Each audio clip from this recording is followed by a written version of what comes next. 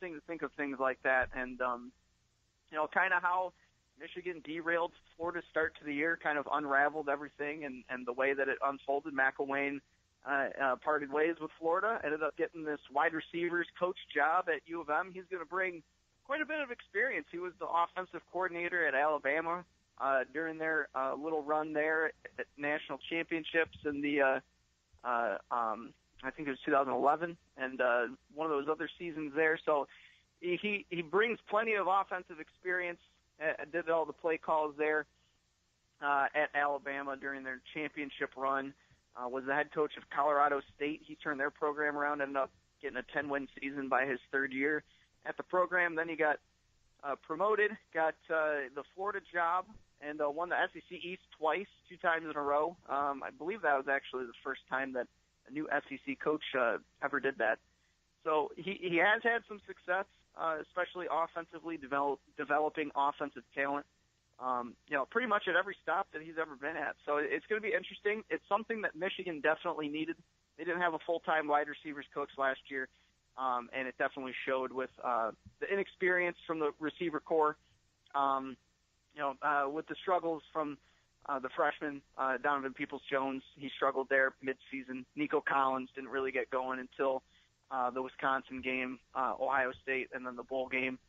So I think he's going to bring a lot of knowledge, a lot of experience, and it's definitely going to be interesting to see how this all unfolds as well, just given the youth at the wide receiver group at U of M, and given just all the experiences that McElwain's had, of pretty much all throughout I think the that's the country key word, if I may jump in, because we're a little short on time here, Vaughn, but I think you're right. You cannot bring in enough experienced coaching on a staff. And Jim McElwain, just having been named the head coach at Florida at all, even though he didn't necessarily have the record there he would like to have had, indicates his coaching ability and aptitude, and it'll certainly be a big boost, I think, for Harbaugh's staff and for the Wolverines. Von Lozen, read him, follow him on MaizenBrew.com, MaizenBrew.com. That's the Wolverines SB Nation site. Wanted to give a little love to the Wolverine basketball program after taking down the Buckeyes, and good luck against Penn State. Von, we'll check in with you again real soon. All right, great. Thanks for having me on. You got it, Von. Von Lozen joining us there, and we're going to stay on the college basketball theme, by the way. Coming up here after the bottom of the hour, local sports center comes your way. Well, normally we shine the light on Toledo and Bowling Green once a week. Head coaches Todd Kowalczyk and Michael Huger. When Coach Huger is unavailable, we talk to the voice of Bowling Green basketball, and that would be Todd Walker. So Todd is going to be joining us after the bottom of the hour, local sports center. After I ask you this question, do you need a new roof? $1 down. Need new siding? $1 down. Need new windows? Just $1 down.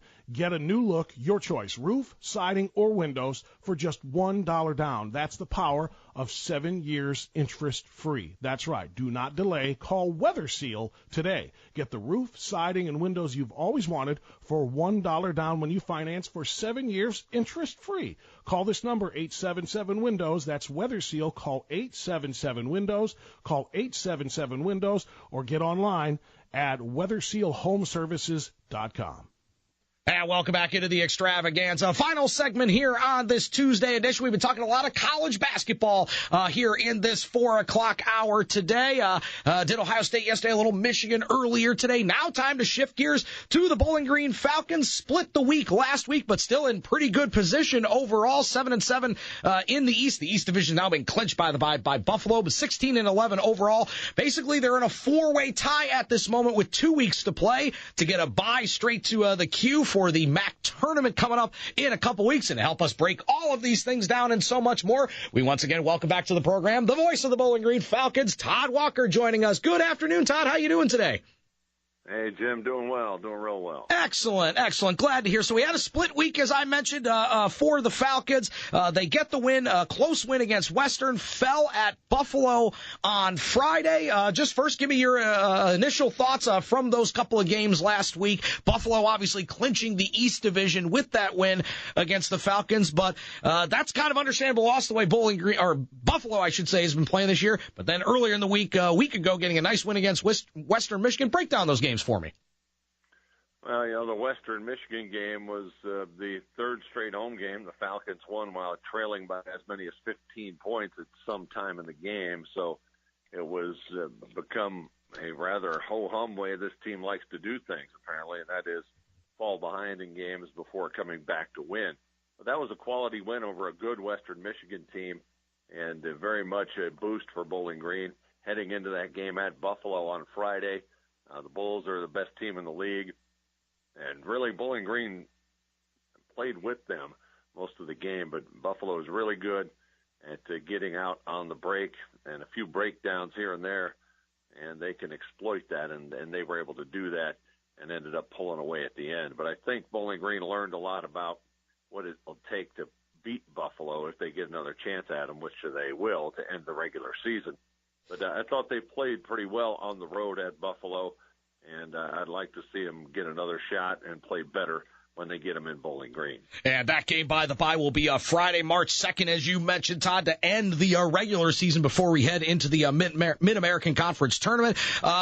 Real quick on both of these games. First, for the Western Michigan game, as you mentioned, coming back from a couple times down 15 in this particular game. And I've asked this from Coach Huger at points this season when there's been a game like that. How important is that? It is to make those kind of comebacks when you're still a younger team? I know Wiggins is a junior, but everybody else is pretty much on the younger scale of things. From your vantage point, your perch, not the head coach perspective, what does it do to a team, a younger team, when they're able to make those kind of comebacks at times during the season, like we saw against Western?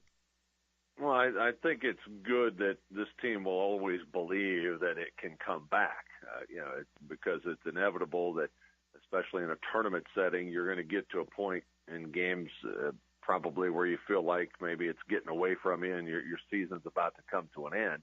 I think this team doesn't really accept that at any point. There's been a number of games this season, as I mentioned, where they've been down and come back to win. That Western game was actually the 7th time this year they've won a game in which they trailed at some point by at least double digits. So, they've won games where their win probability was at 4, 5, 6%.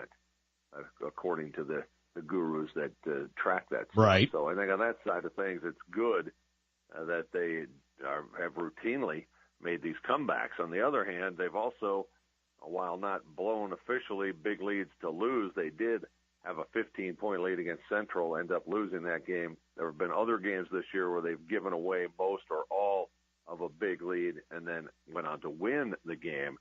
So on the negative side of things, I think this team has too many bad stretches that either give up leads or dig big holes, and then they get somehow focused in on what they need to do and turn the game around. I think if you can eliminate or lessen those deep valleys, you can be a much better team in the long run, and that's the challenge moving forward. We're talking with the voice of the Bowling Green Falcons, Todd Walker, here on the Extravaganza. From a bunch of what you just said, how much would you chalk any of that up, if any, to the whole young team concept? It's a theme in my talks over the course of the season with Coach Michael Huger that this is still a young team, and it is. How much of those things that we were just talking about, though, whether it's giving up the big lead or coming back from the bigger deficit, how much of that can be just attributed to that's what young teams do sometimes? Well, I think there's certainly a component to that, but I'm also a bit of a believer in, the youth starts to become less of an excuse now. I mean, all these guys have been playing together for this whole season. The team has not really had any major injury problems other than somebody missing a game here and there.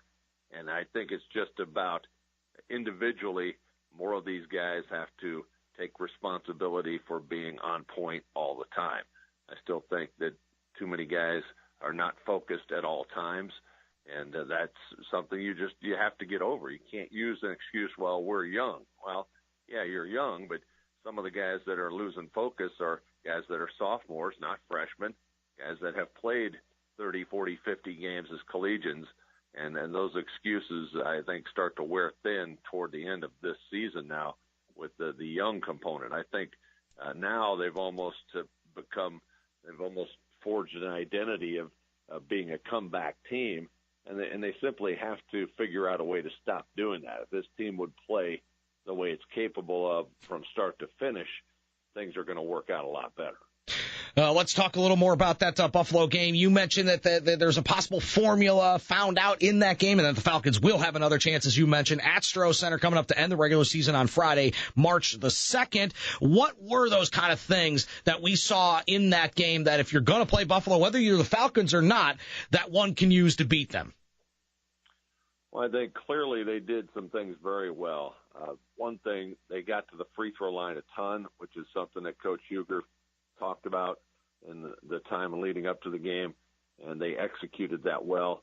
They battled them pretty even on the boards, actually had a one rebound advantage, so I think that was good. But the thing that hurt them in that Buffalo game, there were just a few possessions, scattered throughout the game where you let your guard down, either throw up a bad shot that leads to a run out for Buffalo, or you have just a lapse in your transition defense, and you just can't do it with Buffalo. They're too experienced, too consistent, too good, and too deep to have those momentary lapses, even if it's a possession or two, a play or two, a rebound or two. You simply cannot have any letdown. And the fact of the matter is, they had probably 4 or 5 little mini letdowns in that game, and Buffalo converted every single time.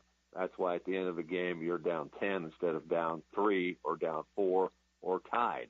It wasn't that they got outplayed consistently throughout the game. It's just there were a few key possessions, and when you let your guard down or you throw up bad shots or have a defensive breakdown or just a lack of effort and focus, Buffalo burns you every time. And that's the lesson Bowling Green has to learn.